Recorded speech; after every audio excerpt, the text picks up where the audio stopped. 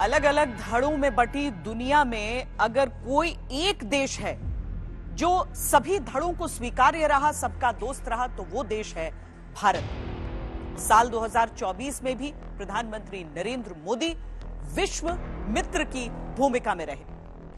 उन्होंने रूस का भी दौरा किया और यूक्रेन का भी दौरा किया। दोनों देशों ने भारत की सकारात्मक भूमिका की तारीफ की।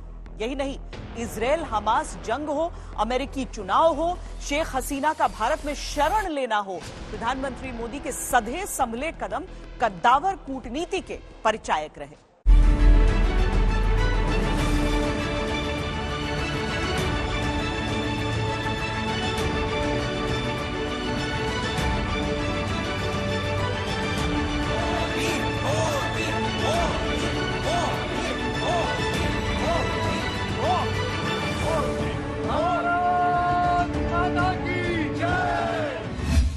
दो 2024 में प्रधानमंत्री नरेंद्र मोदी रूस यूक्रेन युद्ध की शुरुआत के बाद पहली बार दोनों देशों के दौरे पर गए।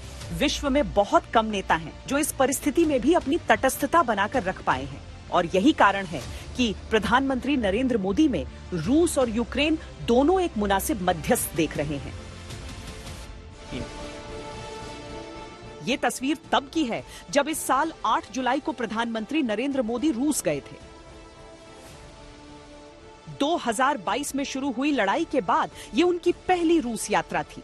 तब इस तस्वीर की गर्मजोशी की पश्चिमी देशों समेत यूक्रेन में खूब आलोचना हुई थी, पर व्लादिमीर पुतिन के लिए ये जादू की झप्पी से कम नहीं था। पीएम मोदी ने उनसे स्पष्ट कहा कि युद्ध से समाधान नहीं निकलता, उन्हें बातचीत का रास्ता अपनाना चाहिए, और पुतिन ने मोदी की इन कोशिशों की सराहना की।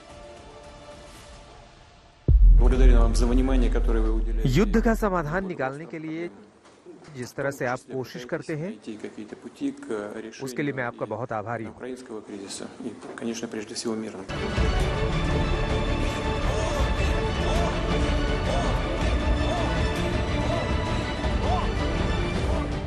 6 हफ्तों बाद पीएम मोदी यूक्रेन के दौरे पर गए। राष्ट्रपति जेलेंस्की से भी उतनी ही गर्मजोशी से मिले। युद्ध में मारे गए बच्चों के मेमोरियल में चलते हुए उन्होंने जेलेंस्की के कंधों पर हाथ रखा, मानो ये बताना चाह रहे हो कि भारत इस कठिन दौर में यूक्रेन के साथ है। इस शांति के हर प्रयास में भारत अपनी सक्रिय भूमिका निभाने के लिए तैयार है। व्यक्तिगत रूप से मैं भी अगर इसमें कोई योगदान कर सकता हूं तो मैं जरूर करना चाहूंगा।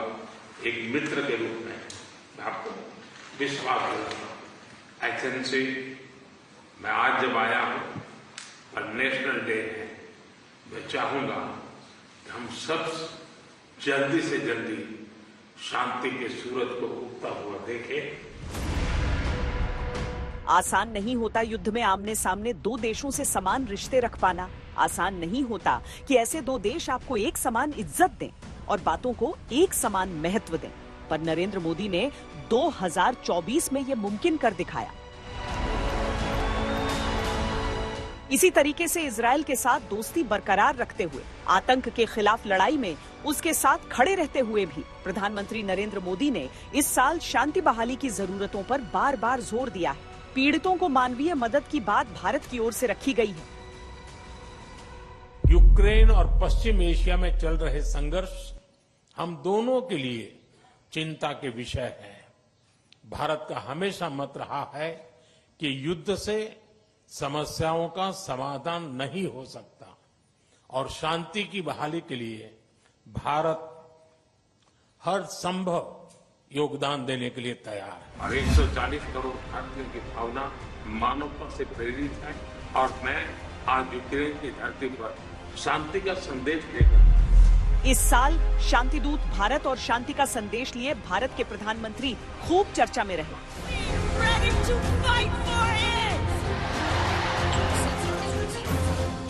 वैसे दिलचस्प अमेरिका का घटनाक्रम भी रहा। जिस समय यूएस में चुनाव प्रचार चरम पर था, उसी समय प्रधानमंत्री यूएनजीए के दौरान अमेरिका के न्यूयॉर्क गए और डोनाल्ड ट्रंप ने उनसे मिलने की इच्छा जता दी। उस समय कमला हैरिस भी न्यूयॉर्क में थी और सब बड़ी दिलचस्पी से ये देखना चाहते थे कि मोदी किससे मिलेंगे। पर मोदी ने किसी से मुलाकात नहीं की और जब नतीजों में ट्रंप जीते तब उन्हें अपना सच्चा दोस्त कहकर बधाई दी। हालांकि पड़ोस में बांग्लादेश में हुए सत्ता संघर्ष का उपद्रवी रूप भारत के लिए चिंता का विषय रहा है। शेख हसीना तख्ता पलट के बाद से भारत में है और बांग्लादेश की मौजूदा हुकूमत ने प्रत्यर्पण की मांग कर रखी। ये 2025 में प्रधानमंत्री नरेंद्र मोदी की कूटनीतिक क्षमता का बड़ा इम्तिहान होगा।